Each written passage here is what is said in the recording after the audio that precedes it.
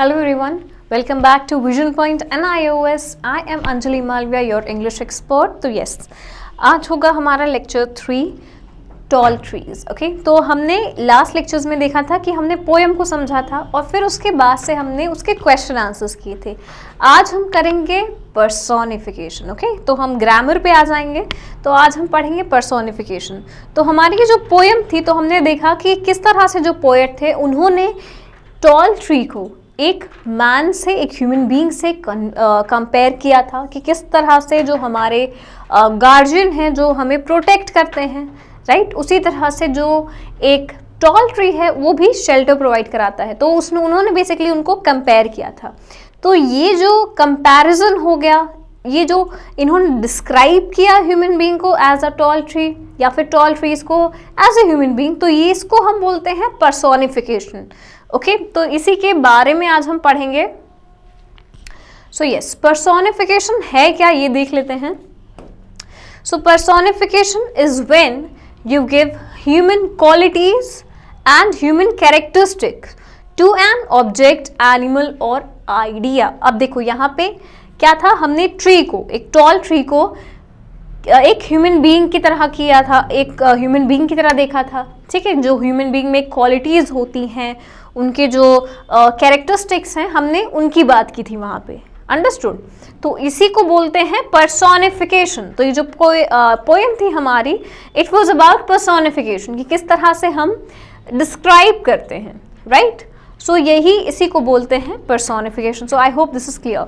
Now poem में हमने देखा था कि जो टॉल ट्रीज होते हैं, ठीक है, उनके जो हेड है वो आसमान छूते हैं, राइट, वो आसमान छूते हैं. बट उनके जो जड़ें हैं, उनके जो पैर हैं, पाँव हैं, वो ज़मीन से जुड़े होते हैं.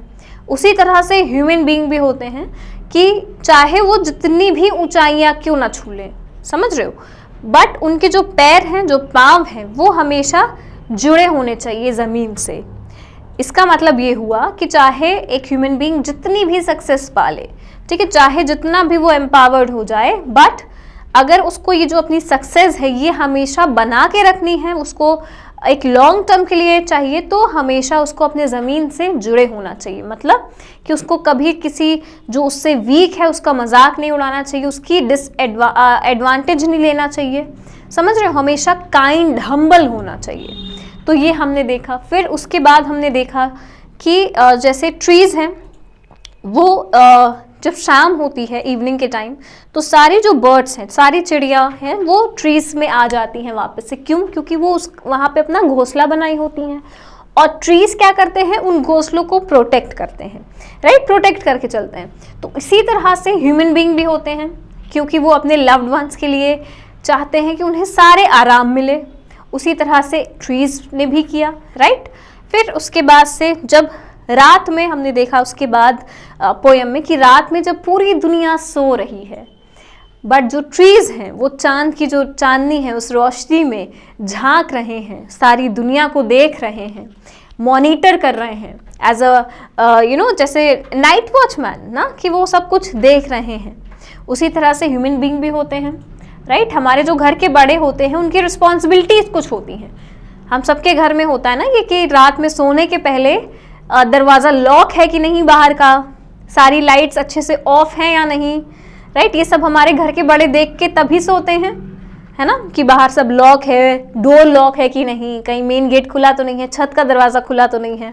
उसी तरह से जो ट्रीज़ हैं उन्होंने एक ह्यूमन बीइंग को टॉल ट्री से इस तरह से कंपेयर किया. So I hope you have understood हमारी जो पोएम ने हमें बताया.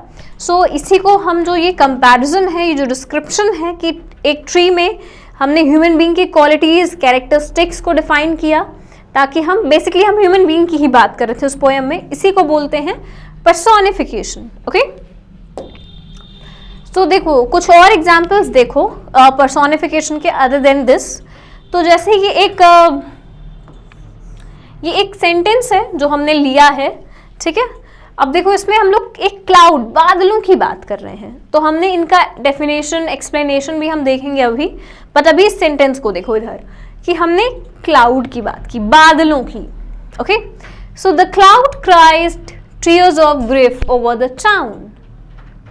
ओके, सो यहाँ पे ये सेंटेंस क्या बोल रहा है, अभी इसकी मीनिंग हम समझेंगे, बट अभी अगर हम सिर्फ सेंटेंस को देखें तो सेंटेंस में लिखा है कि जो क्लाउड, जो बादल थे वो रो रहे थे, ठीक है, वो रो रहे थे, उनको बहुत अफसोस हो रहा था, दुख की वजह से उनके आंसू निकल रहे थे, समझ रहे हो, दुख की वजह से वो रो रहे थे। एक पर्टिकुलर शहर, एक पर्टिकुलर एरिया की बात कही गई। सो ये भी एक पर्सोनिफिकेशन हुआ, क्योंकि हमें पता है कि बादल, हम नहीं कह सकते कि वो रोते हैं, राइट, बादल बरसते हैं, ये बारिश है, ये रेनफॉल है, बट जो पोएट है उन्होंने बोला है कि बादल रो रहे हैं दर्द की वजह से। तो ये जो हमने बादलों की बात की, ये बेसिकली हम एक ह्यूमन बीइंग को लेके चल रहे हैं, अगर हम देखें तो यही है personification. So personification is giving human qualities to non human things, right, जैसे ये cloud and all these things. तो देखो एक्सप्लेनेशन देखो इस लाइन का, the cloud is not really crying but it's raining. Yes, हम ये नहीं कह सकते कि बादल रो रहे हैं, बादल एक्चुअली बरस रहे हैं, बारिश हो रही है।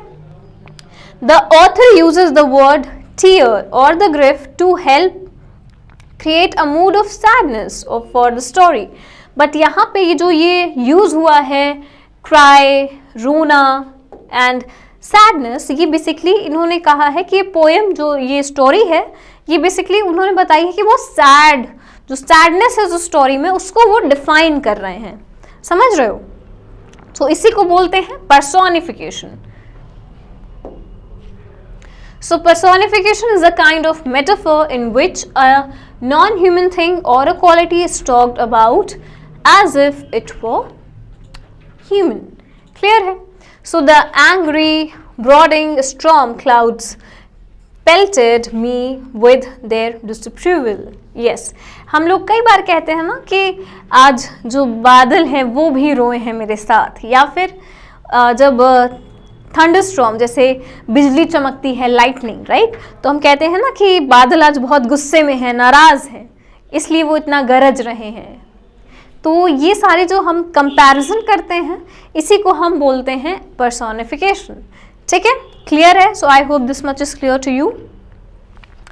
सो अब हम कुछ एक्सरसाइजेस कर लेते हैं जो कि हमारे पोएम में भी थी, ठीक है, जो हमने टॉल ट्री अभी पढ़ा, तो कुछ एक्सरसाइजेस हम देख लेते हैं। तो personification, when we speak of a thing as if it were a living being, it is known as personification of that object. For example, when we say walls have ear, हाँ, अब देखो जैसे एक बहुत ही क्लासिक एग्जाम्पल इसका कि हमने हमेशा से सुना है, इनफैक्ट मूवीज में बहुत सुना है, टेलीविजन सीरीज में बहुत सुना है कि दीवारों के कान होते हैं, राइट, ये आप सबने सुना होगा, दीवारों के कान। तो एग्जैक्टली अगर हम देखें तो क्या दीवारों के कान होते हैं? आंसर इज नो मैम, दीवारों के कहाँ कान होते हैं, राइट, दीवारों के कान नहीं होते, बट हम इसको कहते हैं दीवारों के कान होते हैं, ओके, ताकि इसकी जो मीनिंग है वो डिफरेंट हो गई। ऐसा हम नहीं कह रहे दीवारों के कान हैं, हमारा ये मतलब था कि जो दीवार के पार है, जो एक रूम में बात हो रही है, वो सिर्फ इस रूम तक नहीं है, हो सकता है बाहर से कोई सुन ले, राइट। इसीलिए हम बोलते हैं कि दीवारों के कान होते हैं। We speak of walls as if they were a living being with ears, right? When we say fortune is smile on those who work hard, अब देखो हम ये भी कहते हैं ना कि किस्मत जो है उन्हीं पे मेहरबान होती हैं जो मेहनत करते हैं, राइट। तो किस्मत मेहरबान, क्या ऐसा होता है?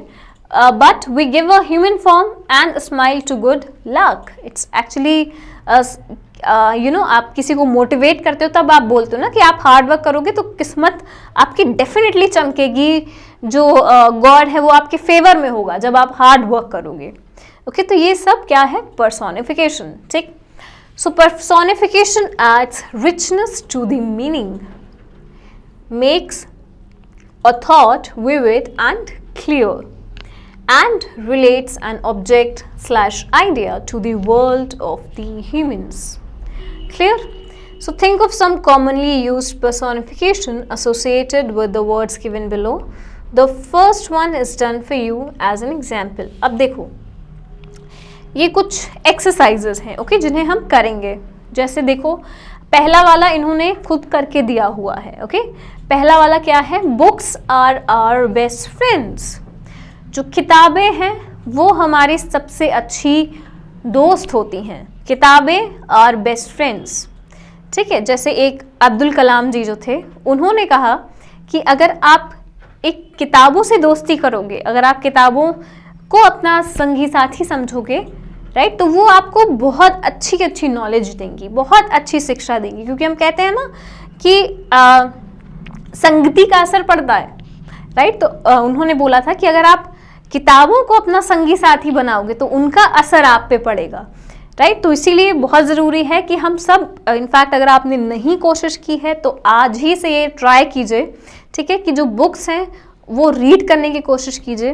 This I tell every students of mind कि हमेशा, जैसे अगर आपको कोई भी, इट डिपेंड्स ऑन यू, अगर आपको किसी भी जैसे आपको थ्रिलर पसंद है, हॉरर पसंद है, रोमांटिक पसंद है, या फिर कोई ऐसी स्टोरी पसंद है, ठीक है, तो आप अपने मन मुताबिक आपको जो पसंद है उसके अकॉर्डिंग आप बुक ले लीजिए।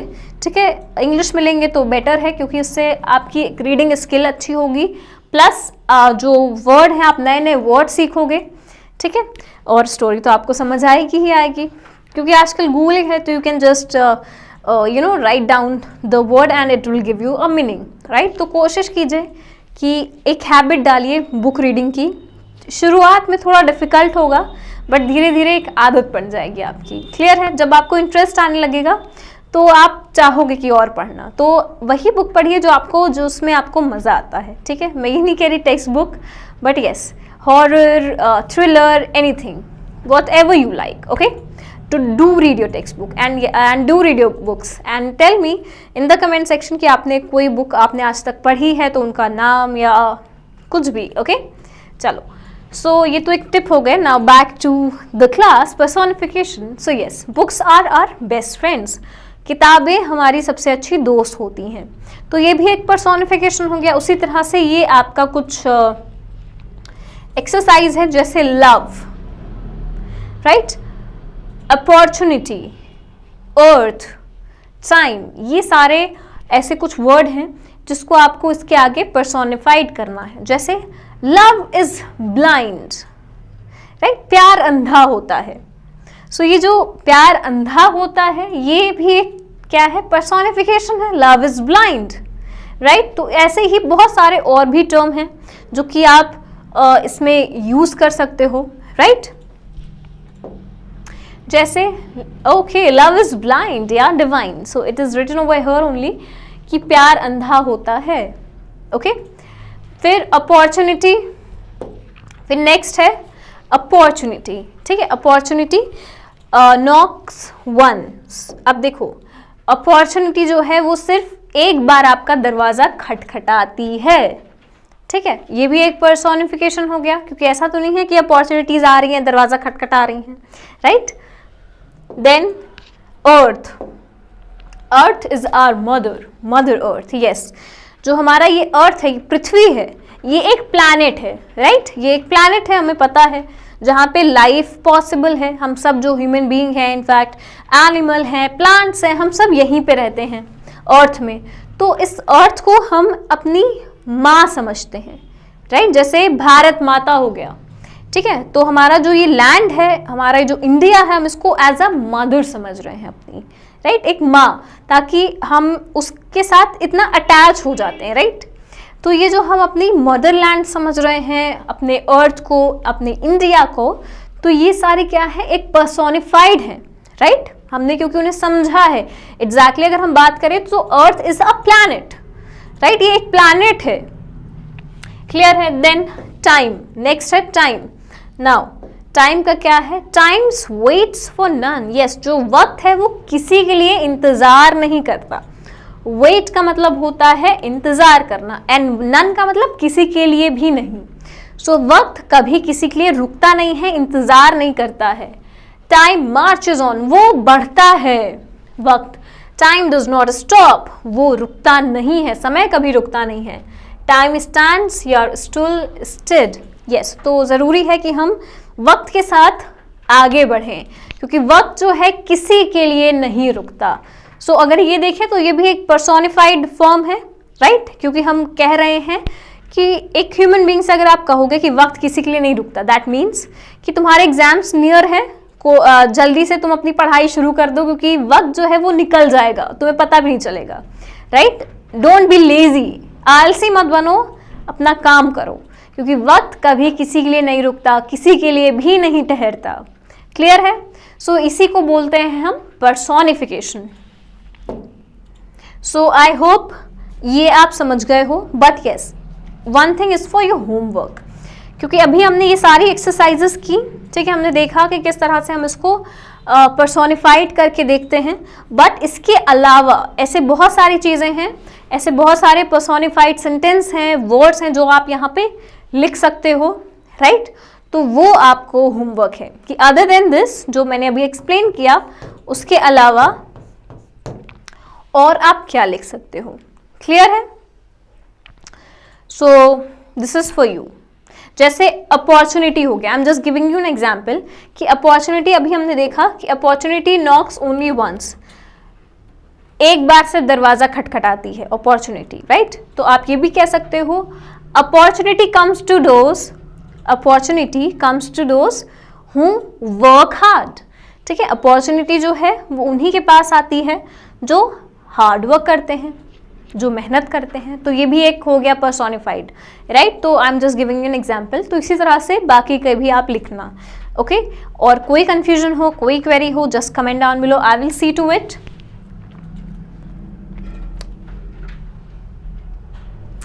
Okay, so yes, for any other inquiry just call on this number, or you can visit the website www.visionpointnios.co.in. okay, so I hope this much is clear to you, and till then just stay safe, stay at your home, study well. Thank you.